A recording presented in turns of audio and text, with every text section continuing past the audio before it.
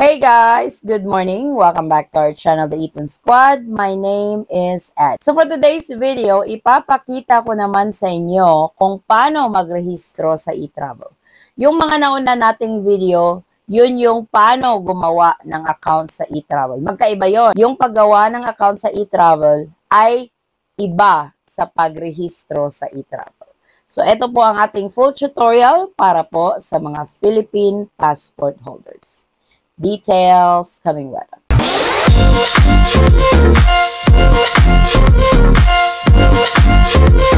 If you're a foreign passport holder watching this video, we actually have uploaded your version for e-travel registration. Please feel free to check the channel for your reference. So, gaya nga ng nabanggit ko, nakagawa na tayo ng e-travel account. So, meron ka ng login. Ngayon, nalalapit na ang iyong biyahe papuntang Pilipinas. 3 araw na lang, babiyahe ka na. Ito na yung tamang oras na mag-login ka ulit sa iyong e-travel account para makapagrehistro. Ito na yung mag-generate ka ng QR code. Ipapakita ko sa inyo kabayan kung gaano kadali magrehistro sa e-travel para makuha mo yung QR code, which is an entry requirements to the Philippines.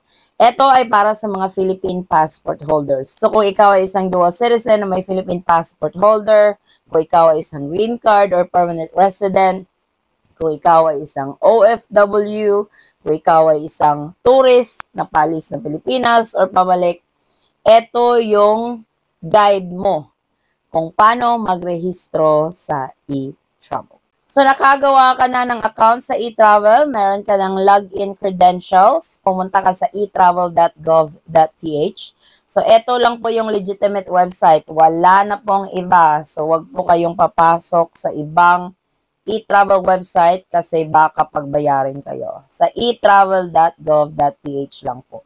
So, meron ka ng login, i-click mo yung click here to sign in box para mapunta ka doon sa step kung saan ka magla-login. So, login, ilagay mo yung email mo. Yung email mo na ginamit mo nung nag-create ka ng account. So, importante yun. Gaya ng sabi ko, ilista nyo yan para hindi nyo makalimutan. Tsaka yung password na create ninyo nung gumagawa kayo ng eTravel account. So, ilagay nyo lang yung login credential nyo at i-click ang login at mapupunta kayo sa step na ito. Dito, i-click mo yung New Travel Declaration. Dito magsisimula ang lahat. Travel registration. Ikaw yung babiyahe, syempre. Babiyahe ka by air at darating ka sa Pilipinas. Yan yung arrival, entering the Philippines. Tapos, i-click mo yung continue para makaproceed ka sa e-travel registration. Ito na yung step number 1. Step number 1 is yung travel details mo. I-fill up mo lang yung hinihingi nila. Manghihingi sila ng occupation mo. So, may drop-down menu naman na pagpipilian mo kung ano yung swak sa'yo. Purpose of travel. So, meron din dyan. Mamimili ka lang kung alin yung nararapat. Aircraft passenger yung travel type mo, yung country of origin, kung saan ka manggagaling. So, for example, manggagaling ka sa Canada, or United States, yan yung ilalagay mo. Sa destination na pan-arrival naman in the Philippines, ito yung address mo kung may bahay ka dito, may residence ka dito, or magsistay ka sa hotel. So, either way, kung sa hotel ka, gamitin mo yung search box kung saang hotel ka magsistay at mag-generate na lahat ng information ng hotel. Or, doon sa residence, yung address mo dito sa Pilipinas. Tatanungin din nila sa iyong flight information, yung date of arrival, date of return, name of airline, tsaka flight number. So, doon sa date of return, ang dami kong nare-receive na question. Kasi nga, Miss Adi, one-way ticket lang yung binook namin at hindi ako magpo-proceed kung wala akong ilalagay na date of return. Maglagay lang kayo ng date, yung intent date of return ninyo. Hindi naman kasi kailangan may ipakita kayong ticket. So, ilagay nyo lang para mag-proceed yung registration nyo with eTravel. So, pagkatapos nyong na-fill upan ang travel details ninyo, proceed na kayo sa next step, which is step number 2. Sa step number 2, napakadali. Health declaration. Ito pa yung during COVID days. Ewan ko kung bakit hindi pa nila ito tinatanggal. Pero sa nakikita nyo, no lang talaga yung isagot nyo. Wala nang iba. Then, click next. So, step number 3, yung final step, ito na yung summary. I-check din nyo kung tama yung information na nalagay ninyo para makompleto yung registration nyo sa e-travel. Click submit at sabi, congratulations! You have successfully submitted. At eto na yung QR code ninyo. So, nakapag-rehistro na kayo sa e-travel, pwede nyo siyang i-print, pwede nyo picturean, pero hindi na talaga ito hinihingi. Kasi, kapag na-scan na nila yung mga pasaporte ninyo during check-in nyo papuntang Pilipinas, nakikita at nakikita na kasi nila yan sa system. Kahit during immigration process, kapag na-scan nila yung pasaporte nyo, makikita nila na nakapag-rehistro ka na. Kaya, yung iba kasi nadi-disappoint kasi daw, grabe yung effort, grabe yung preparation, pero hindi daw chinek.